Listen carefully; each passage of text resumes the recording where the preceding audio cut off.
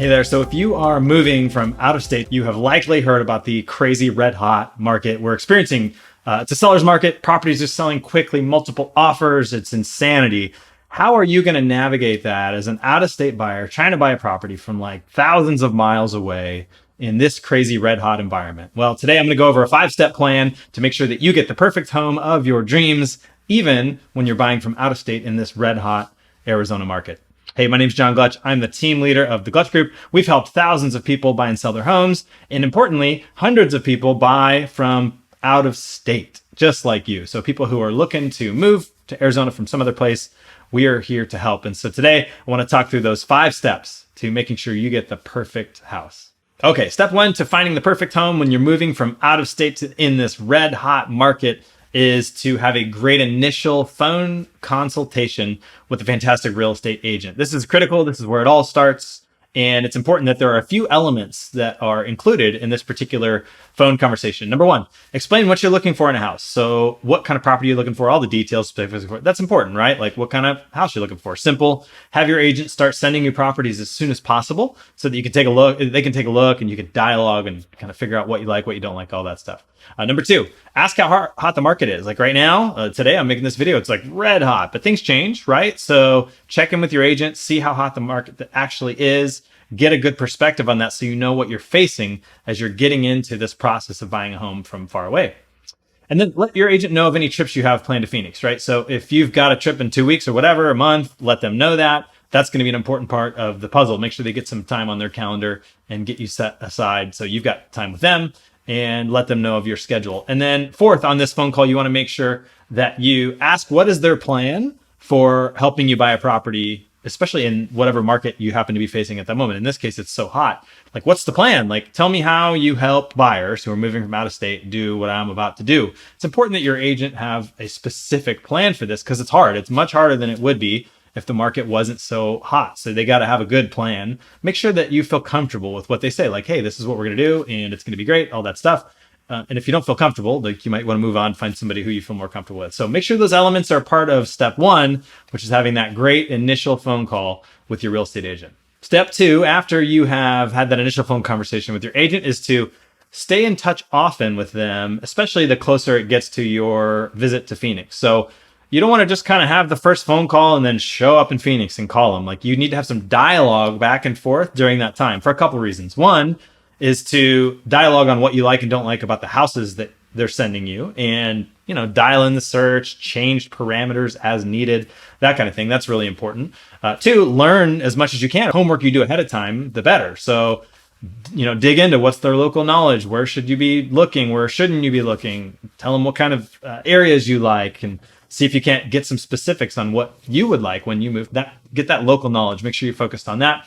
3rd, and this is important, see how responsive they are. Like, are they calling you back quickly? Do they respond to emails quickly? Are they helpful, or do they kind of treat you like they're too busy for you? This is a great time to like kind of have that little dating phase of like, is it going to go great? If it doesn't go great now, it will definitely not go better when you hit town and you're actually in the field. So kind of take the temperature of how it's going with your agent. So that's step 2. Have a good getting to know you period with your agent and make sure they're a good fit for you and you get real dialed in before you actually make it up. All right, step 3, and I alluded to this in step 1, is make a plan to go. This seems simple, but oftentimes people don't really kind of have this dialed in. And it's important to not only have it on the calendar and make sure the agent has it on their calendar, but to be real specific about like, what are you going to be doing while you're there? Where are you going to be staying? How often do you want to see homes? How often is it like productive to see homes, and like what part of town? So like we tell people, you know, trying to see more than maybe 6 houses at a time you just go insane. You start to really lose it, especially if you got kids with you. So we try to kind of focus on, let's get the very best houses dialed in ahead of time. So we're not spending hours driving around town looking at houses you don't even want to see. So let's get a plan for how many houses, when, how many days you're going to be there.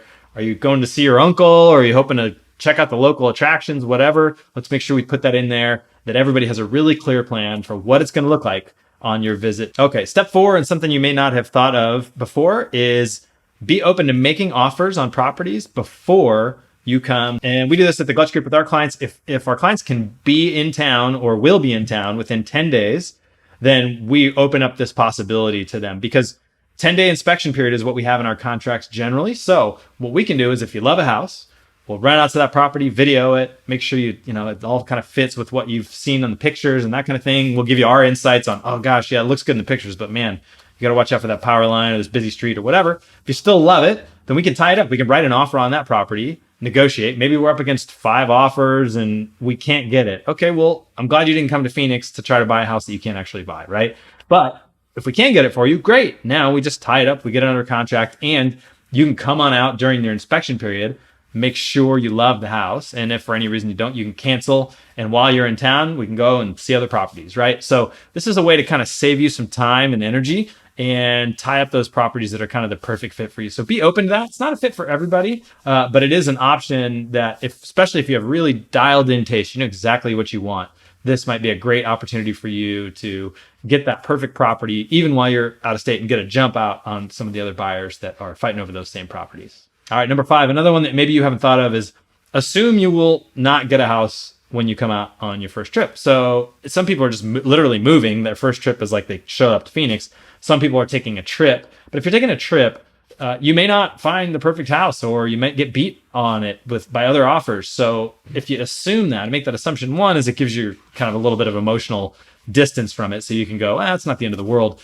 Second, though, is it allows you to focus on what I think is really important, which is educating yourself. So now you're really checking out the neighborhoods and kind of pinging your agent for information they have about, local knowledge on all the restaurants and different things that you're into. Like, focus on that stuff and really learn and grow and figure out what it is that you love about certain neighborhoods. That way, when you're back home, back wherever you're coming from, you feel much more comfortable with what I just talked about, which is potentially making an offer from out-of-state sight unseen, because you've got a better idea of what you're looking for. You're not just kind of shooting in the dark. So have a real focus. That's tip 5 on educating yourself, learning about the areas, and figuring out, okay, what is it that I really love and don't love, so that you're more comfortable making those sight unseen offers. So in conclusion, buying a house from out of state, while there's a challenge to it for sure, it doesn't have to be miserable. We've done it many, many, many times, and it's a great experience if you do it right. And for whatever reason you're being, coming over to town, we're so excited to hopefully get to help you out in purchasing that home. Follow these tips. It'll make your life a lot easier and your process a lot smoother.